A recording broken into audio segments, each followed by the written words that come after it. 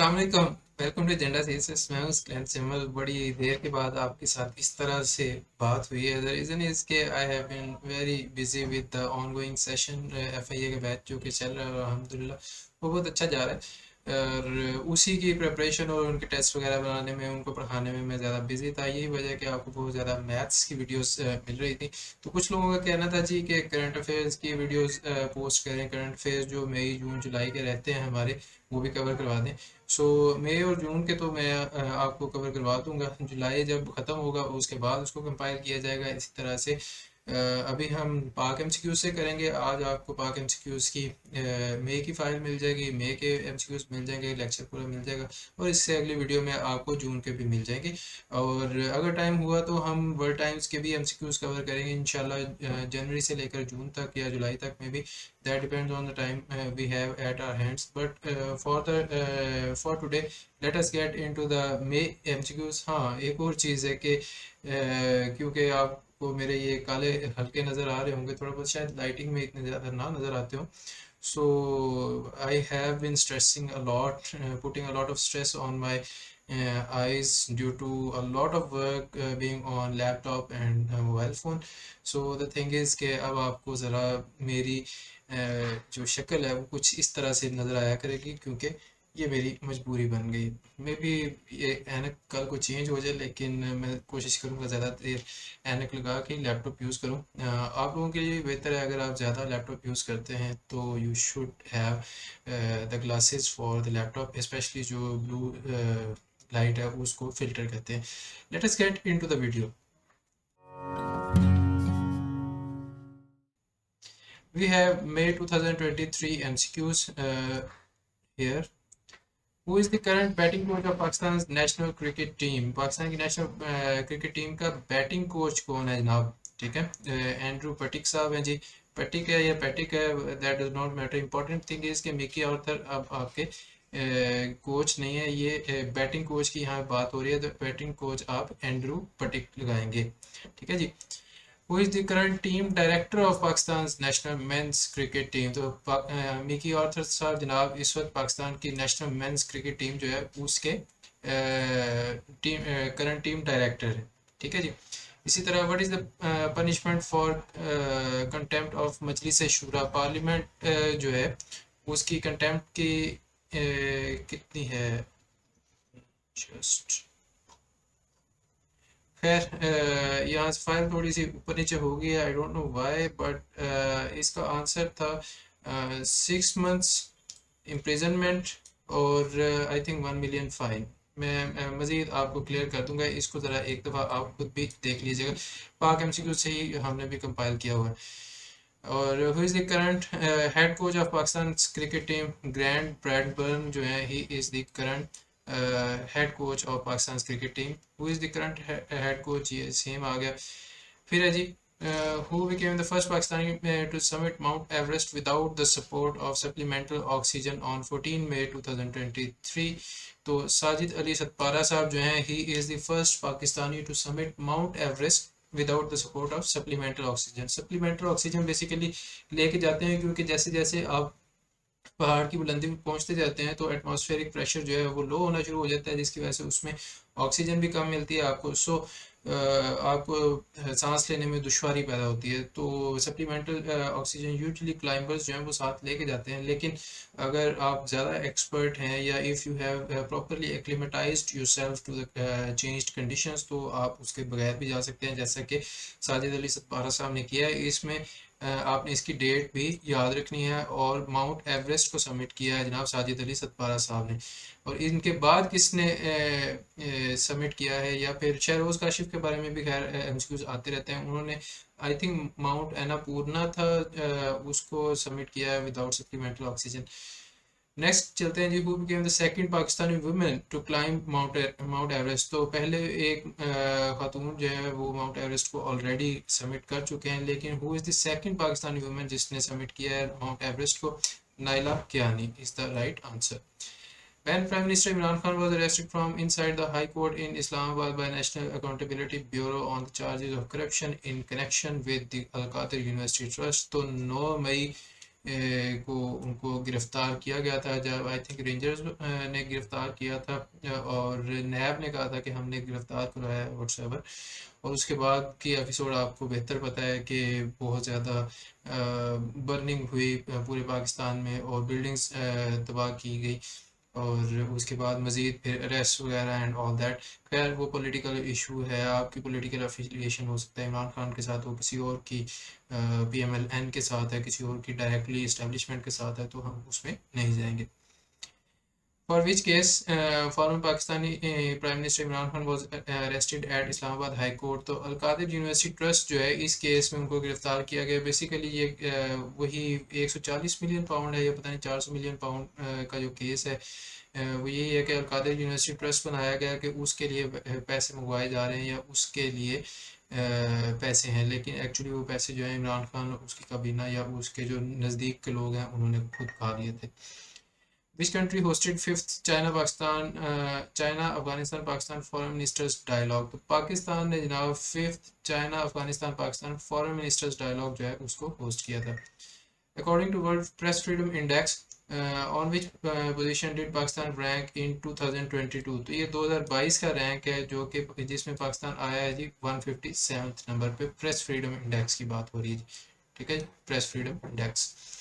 What is the rank of Pakistan in Press Freedom Index in Reporters Without Borders 2023 report? तो पहले पाकिस्तान का rank जो है last time 2022 में 157 पे था, इस वक्त जो है पाकिस्तान का रैंक है 155 पे। मेरे ख्याल में आपको 2022 का करने की ज़रूरत नहीं है, आप 2023 का करें, क्योंकि ये लेटेस्ट रिपोर्ट आ चुकी है। हाँ, इसके ऑर्गेनाइजेशन का भी नाम आप याद रख लीजिएगा कि किसने, ये कौन सी ऑर्गेनाइजेशन है जो कि ये इंडेक्स लॉन्च करती है जी, reporters without borders. According to Pakistan Press Freedom Report, what percentage increase in threats and attacks against journalists was reported in Pakistan over the past year? 2022 में जनाब कितने परसेंटेज इंक्रीज हुआ था threats and attacks against journalist? 60% increase हुआ था जी, alarming.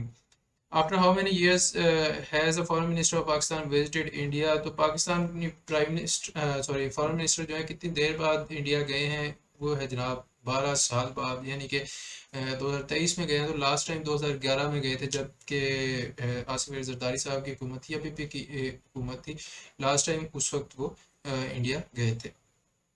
Dash establishes the country's first ever women anti-riot police unit. तो बलूचिस्तान ने जनाब पाकिस्तान की तारीख का पहला women anti right police unit जो है वो मुतारिफ करवाया या बनाया है। पहले जो है मैन का एंटी राइट पुलिस यूनिट होता है, जो कि वो सारे आर्म्स वगैरह पहन, आर्म्स तो नहीं, खैर वो प्रोटेक्टिव गियर होता है उनके पास, बैटॉन भी होती है, फिर वो स्क्रीन होती है उनके पास, हेलमेट्स वगैरह पहन के, और मास्क वगैरह भी होते हैं, ताकि अगर वो शेल्स भी फेंके गए हैं तो उसमें भी उनको फ़र्क नहीं पड़ता, और वो मुजाहिरीन को मुंतशिर करने में कामयाब होते हैं। तो ये बलूचिस्तान में। Which country received highest funding from Asian Development Bank ADB in 2022? तो पाकिस्तान को जनाब सबसे ज़्यादा फंडिंग मिली है ADB से 2022 में। ADB के हेडक्वार्टर्स कहाँ पे हैं? मनीला में, ठीक है, मनीला फिलीपींस। आगे चलते हैं जी, इंटरनेशनल करंट अफेयर्स पे आगे। Dash successfully brokered a deal and mediated the decade long Saudi Iran rivalry in the middle east. तो चाइना ने करवाया था, बहुत फेमस ये चीज़ है, पिछले 2 महीनों में ये बात बहुत चल रही है कि चाइना का ये बहुत ज़्यादा रोल है इसमें। Nakba day is marked on dash. Nakba जो है वो 15 मई को मनाया जाता है। ये बेसिकली डे है विद रिस्पेक्ट टू पैलेस्टीनियंस, और I think it is more about the illegal settlement of the Israelis and how they forcefully expelled Palestinians from their land, ठीक है। तो इसको खैर उनके लोग डिनाई भी करते हैं, वो कहते हैं नहीं है, बस हमारा राइट है, ये है वो है। बहरहाल Nakba day is celebrated on 15 May. The current CEO of Twitter is dash. तो ट्विटर के करंट CEO का नाम क्या है जी? Linda Yaccarino, Linda Yaccarino. Elon Musk जो है उन्होंने खैर बाय किया हुआ है Twitter, but I don't think he is the CEO जो है चीफ एग्जीक्यूटिव ऑफिसर होता है Linda यकारिनो। Who has been the longest serving president of Sudan till 2019? Omar al-Bashir साहब जो हैं, he was the, या who he is the maybe longest serving president of Sudan till 2019. Who is the current de facto ruler of Sudan? तो इस वक्त Sudan का de facto ruler कौन है जी? अब्दुल फतह अल बुरहान। वो अच्छा, आई थिंक सूडान ही है, खर्तूम सूडान की कैपिटल है जहाँ पे वो लड़ाइयाँ चल रही थी। तो बुरहान है और इसके अलावा एक और भी जर्नैल है, इनकी फोर्सेस का आपस में क्लैश हो रहा था उस वक्त। साइक्लोन मोका या मोचा या मोका वट्सएवर, मोका तो खैर कॉफ़ी होती है। Cyclone Mocha affected Bangladesh and dash. Bangladesh और दूसरा कौन सा कंट्री है जिसको इस साइक्लोन ने अफेक्ट किया है जी? Myanmar. International nurses day is observed on dash. International nurses day जनाब 12 मई को मनाया जाता है। Which city is ranked the wealthiest city in the world? तो पूरी दुनिया में सबसे ज़्यादा अमीर शहर कौन सा है? वो है जी वेरी फेमस न्यूयॉर्क। अमेरिका का जो है ना वेल्थ कैपिटल आप कह सकते हैं। टेक कैपिटल जो है, टेक्नोलॉजी का कैपिटल, वो तो उनकी वो सिलिकॉन वैली है जो कि कैलिफोर्निया में है। ये वेल्थ कैपिटल आप इसको कह सकते हैं। It this is situated along the eastern coast of America. California जो है वो अलोंग द वेस्टर्न कोस्ट है। Who was the first Muslim prime minister of Scotland? Who was नहीं, खैर इज है मेरे ख्याल में। फर्स्ट मिनिस्टर है मोर प्रिसाइजली। जो स्कॉटलैंड का प्राइम मिनिस्टर होता है या फिर जो हाईएस्ट रैंकिंग गवर्नमेंट ऑफिशियल होता है उसको हम फर्स्ट मिनिस्टर कहते हैं, क्योंकि Scotland is already in the union of UK. So उसको हम फर्स्ट मिनिस्टर कहते हैं and his name is Humza Yousaf. ठीक है जी। Current CEO of OpenAI ChatGPT जो है उसका सीईओ कौन है जनाब? बहुत अच्छा सा नाम है इनका, सैम अल्टमैन। और इन्होंने एक ज्यूरी को, आई थिंक कांग्रेशनल ज्यूरी थी या कोर्ट हियरिंग थी, उसमें वार्न किया था कि जी बिल्कुल जनरल एआई जो है, जनरल एआई उससे दुनिया को बहुत ज़्यादा खतरा है। तो गवर्नमेंट्स को चाहिए कि वो उसके लिहाज से रेगुलेशंस अपनाना शुरू करें। और इसके बारे में काफ़ी सारे जो टेक जायंट्स के सीईओज हैं उन्होंने भी वार्न किया है, लेटर्स लिखे हैं कि भाई हमें सारों को मिल के इसको ज़रा स्लो डाउन करना चाहिए। ये ना हो कि वाकई वो जो डूम्सडे सिनेरियोज होते हैं ना कि रोबोट्स ने दुनिया पे कब्जा कर लिया, वो हकीकत बन भी सकती है। इन सब ने ये खतरा जाहिर किया। Which country hosted fifth China Pakistan Afghanistan foreign ministers dialogue? तो ये पहले भी हो चुका है, इसको आप काट दीजिए। Which country has hosted basic plan on ocean policy? तो जापान ने जनाब होस्ट की है basic plan on ocean policy, ये मीटिंग है। According to the 2023 world press freedom index dash has the worst press freedom. तो इनमें से कोई भी नहीं है जिसका वर्स्ट प्रेस फ्रीडम है। May be it can be north Korea और एनी अदर कंट्री, लेकिन इनमें से नहीं है। इंडिया, चाइना, अफगानिस्तान, जाहिर है आपको पता है कि ये स्टिल अफगानिस्तान जो है नीचे वाले बॉटम 4-5 में मे बी आ रहा हो, लेकिन आई don't think this is the worst. खैर इसके बारे में चेक कर लीजिएगा, इसको लाजमी आपने देखना है कि वर्ल्ड प्रेस फ्रीडम इंडेक्स की जो रिपोर्ट है 2023 की, उसको एक दफ़ा खोल के देखिएगा कि उसमें सबसे नीचे किसका नंबर है। Which region is considered the most dangerous for journalists according to Press Freedom Index published by Reporters Without Borders? Middle East and North Africa, जिसको आप मीना कहते हैं, MENA, वो सबसे डेंजरस है फॉर प्रेस फ्रीडम, ये रिपोर्टर्स विदाउट बॉर्डर्स का कहना है। Which country was ranked as the best for press freedom in World Press Freedom Index? तो नॉर्वे जनाब सबसे ओपन कंट्री है प्रेस फ्रीडम इंडेक्स के लिहाज से। Which country was rank the worst? तो नॉर्थ कोरिया ये आ गया जनाब, आपको वहाँ पे जाके देखने की ज़रूरत नहीं है, मेरा कैस ठीक था। द रीज़न इज़ के काफ़ी सालों से ऐसे ही चल रहा है। What was the theme of World Press Freedom Day 2023? Shaping a future of rights, freedom of expression as a driver for all other human rights। इतना लंबा सारा नाम है ये, पहले भी मैंने आपको कहा है कि अक्सर जो पूरा का पूरा थीम होता है वो काफ़ी लंबा होता है, या पूरा नाम जो है वो काफ़ी लंबा होता है। तो जो राइट आंसर है अक्सर उसको पूरा लिखा जाता है। ठीक है जी, यहाँ भी आप देख सकते हैं। Which country hosted foreign ministers meeting of the SCO on 4 and 5 May 2023? 4-5 मई को जनाब SCO शंघाई कोऑपरेशन ऑर्गेनाइजेशन की मीटिंग जो है वो इंडिया ने होस्ट की थी।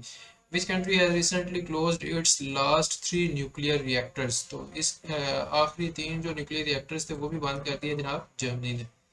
Which country received highest funding? ये भी हो चुका है, इसको भी डिलीट कर दीजिए। Who is the current president of Bangladesh? Mohammed Shahabuddin Chuppu साहब जो हैं, he is the current president of Bangladesh.